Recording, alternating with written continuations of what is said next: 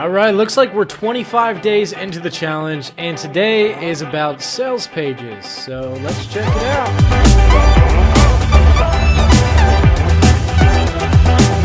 What's up everybody, my name is Jake, welcome back to the channel. It is day 25 in the One Funnel Away challenge. If you're not familiar with what we're doing right now, it is basically just a day-by-day review of the One Funnel Away challenge. If you haven't watched any of the previous videos, I will link them up above, so go check that out either after this video or do that now and come back to this video. Completely up to you. So we're getting into it. It's about sales pages. This is a very long day. Got a lot to cover.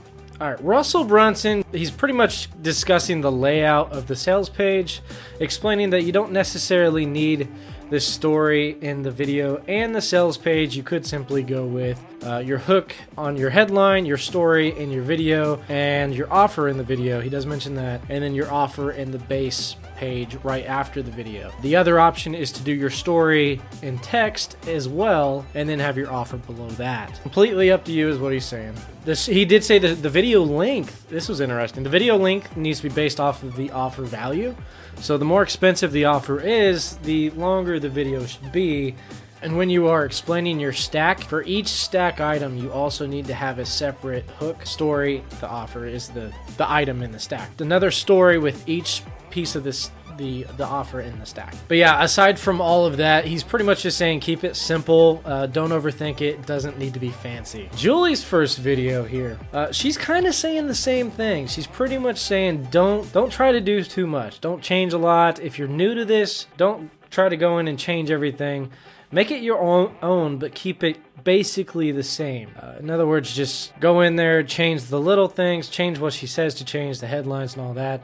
Don't mess around with the layout too much. Oh, she did have a good tip. She said if you don't have e-covers, you can use icons in the meantime. So if you're offering a product that you don't have an e-cover yet, or you don't plan on making an e-cover for it, or it just hasn't gotten done from your who that you hired the other day, then you can use an icon for now.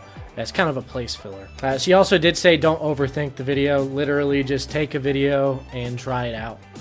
If you don't like it, take another video and then obviously test each one, see which one works better. In the next video, she's only talking about the order forms. So she's going in there showing you that you don't really need to change a whole lot in the order form. You just need to replace their stuff in their stack with your stuff in your stack. Make sure the button is set to submit, so it submits the page in the order. Make sure the bump is set up properly, obviously. You gotta change the text on that. And then she walks you through setting up a product, which isn't super hard in ClickFunnels. We'll be covering that on this channel here soon. In the meantime, just watch that video if you don't know how. She does explain it fairly well. She doesn't go into all the different variations. She doesn't go into variations at all, for that matter. She doesn't cover subscriptions or anything like that either, which is a whole different can of beans. But yeah, like I said, we'll be covering that soon. Another thing she kind of leaves out is physical products. She doesn't explain what to do with the physical product. She doesn't explain the shipping systems. She doesn't explain how to add shipping. If you don't know this already, to add shipping, you literally just add it to the price and go down to the, you know what, I'll just show you. Easier. All right, now to add shipping, you just do you just add it to the price and then go to the price override display here and do, if you're doing a free plus shipping, do free. Oh, actually I already have it right here, $4.95. So you put your actual price here on the product price. So that's the price it's going to charge. And then the price display override, that's what it's going to show on your page for the customer to see. Yeah, I mean, it's pretty simple. She does not explain that in the video though, and that's something I think that should have definitely been mentioned. She didn't cover anything to do with a physical product at all. She did explain how to fulfill on the PDFs the other day, but that's really it. Oh, and she doesn't mention that you need, you don't need to use this, but to automate the system, you can set up places to do it for you and all that. She doesn't explain any of that, which is kind of disappointing because anyone selling a physical product is going to be a little confused in this video and probably left wondering what the heck to do.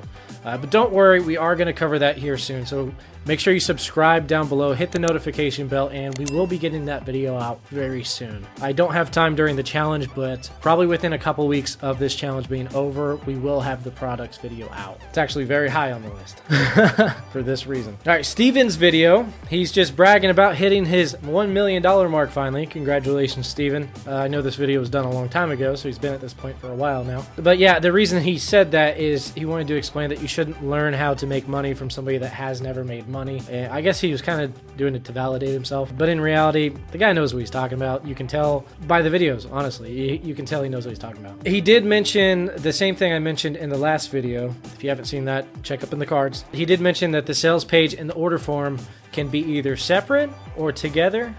He did not mention that there is a...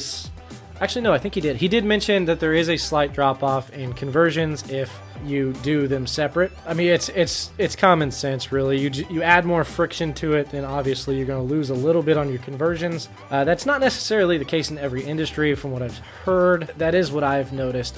Like I said, I've done some e-commerce in the past, so I'm not completely new to this. I am new to the ClickFunnels version of it, so I'll be honest with you there. He's basically just saying test it for yourself. Each industry is different, and not every one of them is going to have a negative impact by it. And then he starts in on the who, what, why, and how script, which is just another version of telling a story. It's the easier way to do it, in my opinion. So it's a lot easier to come up with than the Epiphany Bridge script. And he said that they work great on like free plus shipping products. Apparently that's what he used on one of his first funnels as well. He then went on to explain the difference between hot traffic, warm traffic, and cold traffic.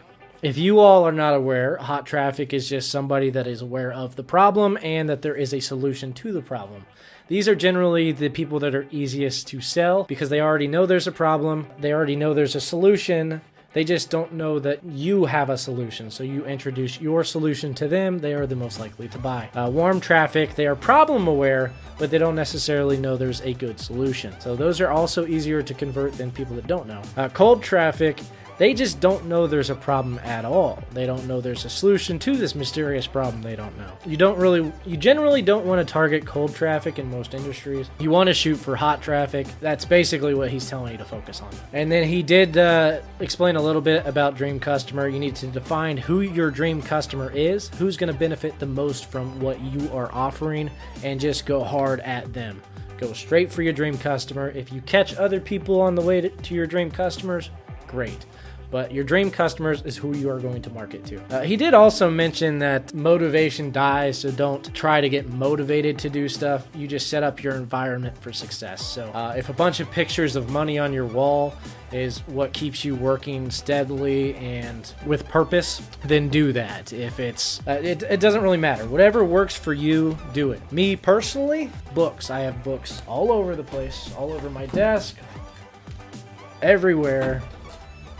And books are what keep me motivated. That's what works for me. No, really, that's about it. Books are my thing. So find what motivates, find what gives you a good environment for success, put it around you, build that environment, and then whenever you sit in that area, in that environment, you are automatically just going to get used to being motivated to get stuff done. All right, and then the sales page asset is just a headline generator, which is kind of cool. You just fill it out. This is a little preview of what Funnel Scripts is like. But yeah, it's really fun to mess with, so I definitely recommend this. I will link this down below in the description, so go check that out. Okay, Julie's third video is actually the exact same video as her second video. I don't know why, but it is. They just put it in here twice. Skip that video if you've watched the first one. Jim Edwards, he actually goes in and says the exact same thing I said yesterday, that he prefers the order form on the sales page. So I'm not the only one that thinks that. I definitely think the order form on the sales page works better, but in the end, that's the only one I've ever had success with. I did try once in the past to put the order form separate from the sales page, and it just didn't work out very well for me. But then again, if it worked out really well for me in the first place, probably wouldn't have gotten to ClickFunnels either. So I guess, you know, Jim does agree with me, so that's something. He did also mention that he does prefer the short stories in your VSLs, video sales letters, and then he goes through and walks you through how to set it up and do it in Funnel Scripts, which for all of us plebs here like me and probably some of you, we don't have funnel scripts, so it does us no good. Oh, he did mention one more little nugget of information. In the VSL, your video sales letter, you don't necessarily have to go through your stack. You can, but you don't have to. So if you're not comfortable with going through your stack and telling a story about each thing in your stack, you don't have to. You can do that below the video. You can just rely on this, and you put the information, your story about the product, what it can do to help them, in each one, and that will work just fine. He didn't mention if it works any better or worse. He basically said it doesn't really matter. So whatever you're comfortable with, do that. Now that's it. That is all for day 25. Overall, it was a lot of videos. Didn't really cover a whole lot of what to do. They basically just said, hey, tell the stories, and that the sales page isn't necessarily hard, but it does take a while because it's so long, which I feel is pretty obvious. In my opinion, the hardest thing on the sales page is going to be your video. Once you get your video done, you just literally follow the video, what you said in the video, and put that in your copy. And then you don't even have to put the story in the sales page. You could just completely skip to this part here, go straight into explaining your stack, and then put your stack in like that. And then just completely erase everything above this line. This is the story. If you were wondering, I mean, they did kind of explain a little bit about the problem, agitate, and solve thing that we talked about yesterday. You mention the problem, you talk about the problem, so it kind of makes it hurt a little bit. That's the idea. You want them to feel the problem, and then offer them the solution to the problem. It's the basic layout of how your sales page is going to be. Doesn't have to be that way, but that's how they suggested to do it. And then you just go straight into your stack and your offer. But you don't have to have that. So if you want, you can clear that out and forget about it. But hey, that is day 25, all about sales pages. Thank you for watching the video. Once again, my name is Jake. Subscribe if you haven't already. Hit the notification bell so you know when the next video drops. And like the video if this helped you in any way. It does help me when you like the video as well, so I appreciate that. Comment down below if you have any questions, and I will see you all in the next video.